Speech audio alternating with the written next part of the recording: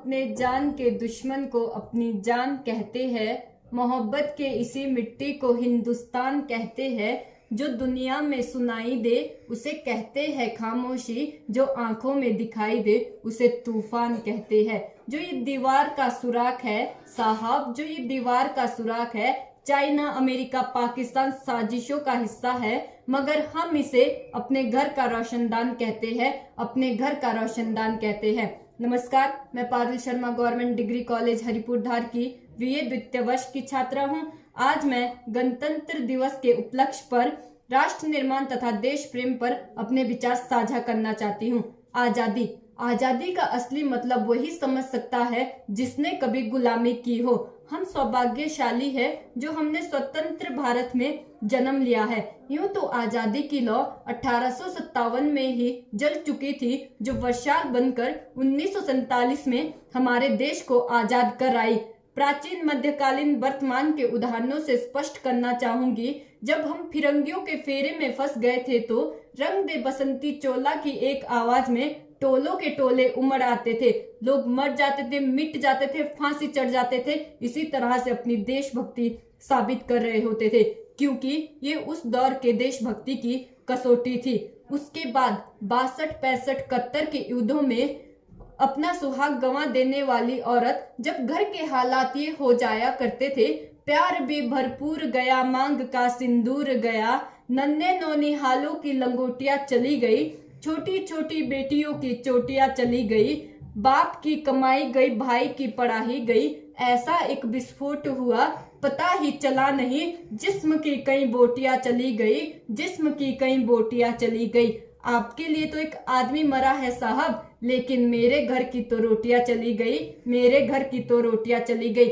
ये वाले हालात पैदा होने के बावजूद भी एक माँ अपने बेटे को सरहद पर दुश्मनों की धज्जियां उड़ाने के लिए भेज दिया करती थी और उसे पत्र लिखा कर भेजा करती थी। माँ ने खत लिखा है बड़े ही चाव से, पुत्र मेरे ना घबरा जाना, 1 इंच भी पीछे ना हटना, चाहे इंच इंच कट जाना, चाहे इंच इंच कट जाना। इस तरह पूरा परिवार देशभक्ति साबित कर रहा होता था। मैं नहीं मानती कि फेसबुक और व्हाट्सएप की डीपी को 3 रंग में रंगना ही देशभक्ति है। अगर आप कहोगे कि 2 बार साल में हाथ में तिरंगा ले लेना देशभक्ति है, तो मैं पूछना चाहूंगी, ओ फुटपाथ पर रहने वाला बच्चा ट्रैफिक की छांव में नंगे पांव में जब तिरंगा बेच रहा होता है, क्या ये उसकी देशभक्ति है? नहीं, ये उसकी देशभक्ति नहीं, ये उसकी पेट के भूख की शक्ति है जो उसे ऐसा करने पर मजबूर कर रही है। क्योंकि ना मस्जिद को जानते हैं, ना शिवालयों को जानते हैं, ना मस्जिद को जानते हैं, ना शिवालयों को जानते हैं। जो पेट के भूखे होते हैं ना, वो सिर्फ भोजन के निवालों को जानते हैं, वो सिर्फ भोजन के निवालों को जानते हैं।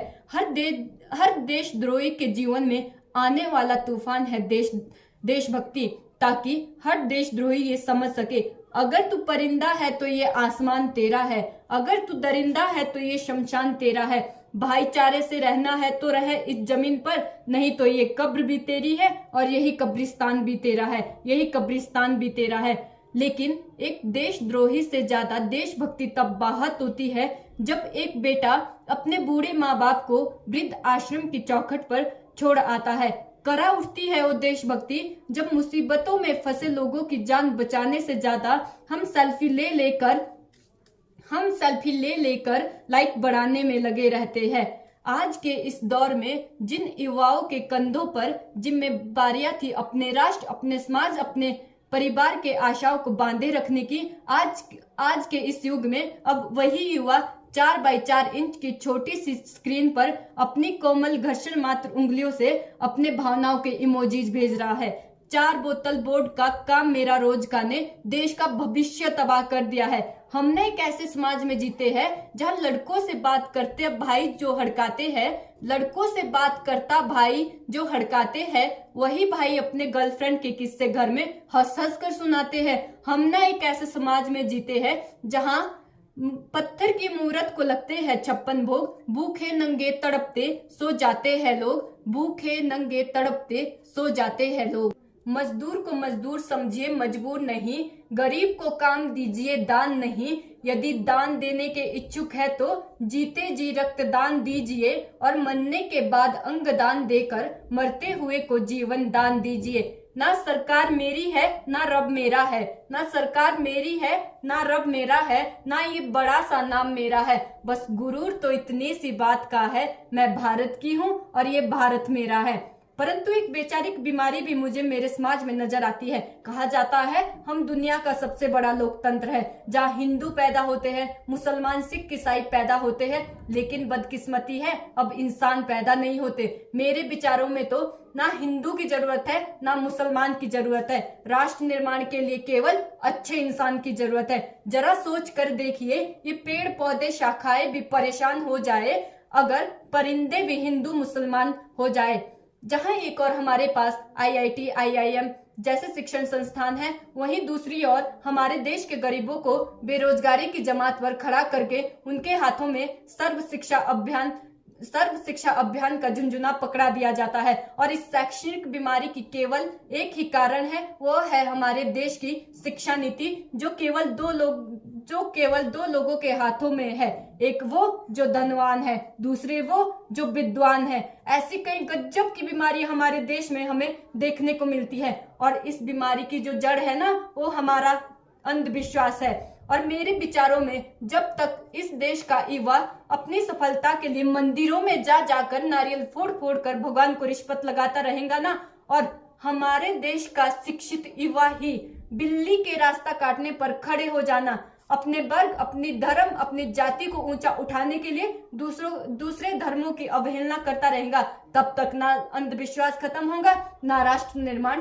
संभव होगा। मेरे विचारों में राष्ट्र निर्माण तब तक संभव नहीं होगा जब तक एक गरीब बच्चा मध्याह्न भोजन के लिए नहीं बल्कि ज्ञान अर्जन के लिए सरकारी स्कूल की चौखट पर कदम रखेगा। और हमारा राष्ट्र निर्माण तब तक संभव नहीं होगा जब तक एक नागरिक नैतिक रूप से शीर्ण, चारित्रिक रूप से भ्रष्ट, मानसिक रूप से दिवालिया, राजनीतिक रूप से गंदा, धार्मिक रूप से अंधा, स्वैच्छिक मान मूल्यों के आंकड़ों में जिन्न शिन्न पैपंदमय अखंड भारत को खंड खंड करता रहेगा, तब तक हमारा राष्ट्र निर्माण संभव नहीं होगा। क्योंकि बड़ी बड़ी बातें नहीं, छोटी छोटी कोशिशें करनी होगी। ठोकर हमें पहाड़ों से नहीं पत्थरों से लगा करती है। I being an Indian, I being a student, I being a simple daughter of this motherland, feel proud to be an Indian।